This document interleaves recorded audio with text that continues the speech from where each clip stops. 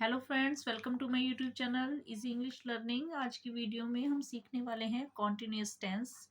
चाहे वो present tense हो, पास्ट हो, फ्यूचर हो, तीनों ही मैं एक ही साथ क्लियर करने वाली हूँ। आपको बहुत ही इजी तरीके से समझ आने वाला है।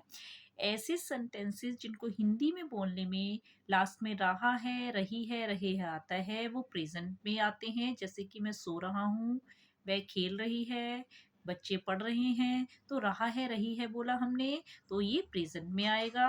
और पास्ट में इसी को हम रहा था बोल देंगे। जैसे कि वह खेल रहा था, सभी बच्चे पढ़ रहे थे, माँ खाना पका रही थी। तो जब रहा था, रही थी, रहे थे बोलेंगे तो पास्ट की बात हो रही है।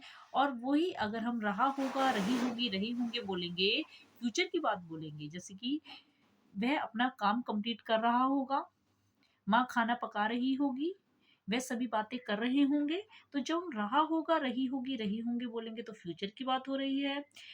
अगर हम रहा था, रही थी, रहे थे बोलेंगे तो पास्ट की। और अगर रहा है, रही है, रहे हैं आएगा तो प्रेजेंट की बात हो रही है। ठीक है, तो ये आपको ध्यान रखना है। अब इनका यूज कैसे करना है कि जब हम ये सेंटेंसेस बनाएंगे प्रेजेंट वाले, तो सबसे पहले सब्जेक्ट आएगा। जो सब्जेक्ट क्या होता है? जो क्रिया को कर रहा है, कर्ता। ठीक है, उसके बाद इज एम आर में से एक आएगा, वर्ब की फर्स्ट फॉर्म के साथ आईएनजी आएगा और ऑब्जेक्ट आएगा। वर्ब की फर्स्ट फॉर्म समझते हैं ना, जैसे गो, वेंट, गॉन होता है, तो पहली फॉर्म गो का यूज करेंगे सभी में, चाहे वो प्रेजेंट हो, पास्ट हो, फ्यूचर हो, सब में। जैसे कि यहाँ पर मैं लिखती हूँ गो, वेंट और गॉन। ठीक है, तो जो गो है ये फर्स्ट फॉर्म है, वर्ब की फर्स्ट फॉर्म, इसी का यूज हम तीनों के साथ करेंगे। सेकंड या थर्ड फॉर्म का यूज नहीं होगा और सबके साथ ही आईएनजी का यूज होगा। ऑब्जेक्ट भी वैसे ही आएगा, सब्जेक्ट भी वैसे आएगा, सिर्फ चेंज होगा तो इसमें होगा जो इज एम आर प्रेजेंट में लगेगा, पास्ट में वॉज वर्ब का यूज होगा और फ्यूचर में विल वी और शैल वी का यूज होगा। ठीक है, तो ये भी देखना है आपने कि अगर इसका यूज हम सिंगुलर के साथ करते हैं, जैसे कि मैंने देखिए बताया है, ही, शी, इट, नेम या सिंगुलर कोई एक चीज आएगी तो आप इसका यूज करेंगे प्रेजेंट में, पास्ट में वॉज का यूज करेंगे। ठीक है, पास्ट टेंस में। और एम के साथ, आई के साथ एम का यूज होगा प्रेजेंट में, पास्ट में आई के साथ वॉज का यूज होगा।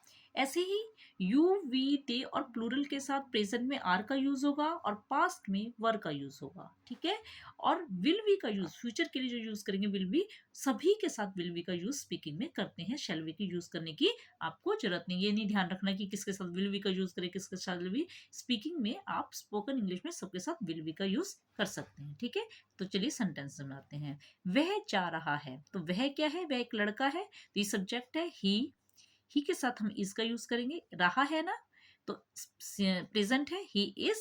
अब क्रिया क्या हो रही है? जाने की, तो गो के साथ आईएनजी, ही इज गोइंग। ठीक है, अब इसी को लिखूंगी मैं, वह जा रहा था, पास्ट में कर दिया मैंने इसको, तो ही के साथ वॉज का यूज करेंगे, ही वॉज गोइंग। सिर्फ हमने हेल्पिंग वर्ब का चेंज करना है।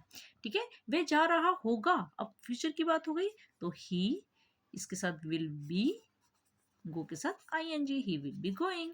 तो प्रेजेंट में वह जा रहा है, ही इज गोइंग। पास्ट में वह जा रहा था, ही वॉज गोइंग। और वह जा रहा होगा फ्यूचर में, ही विल बी गोइंग। ठीक है, ऐसे ही मैं अंग्रेजी सीख रहा हूं, तो मैं आई के साथ एम का यूज करते हैं प्रेजेंट में। आई एम क्या कर रहे हैं? क्रिया क्या हो रही है? सीखने की। I am learning English, I am learning English. मैं अंग्रेजी सीख रहा था, तो आई के साथ वॉज का यूज होगा, आई वॉज लर्निंग इंग्लिश। और मैं अंग्रेजी सीख रहा हूंगा, तो I will be learning English.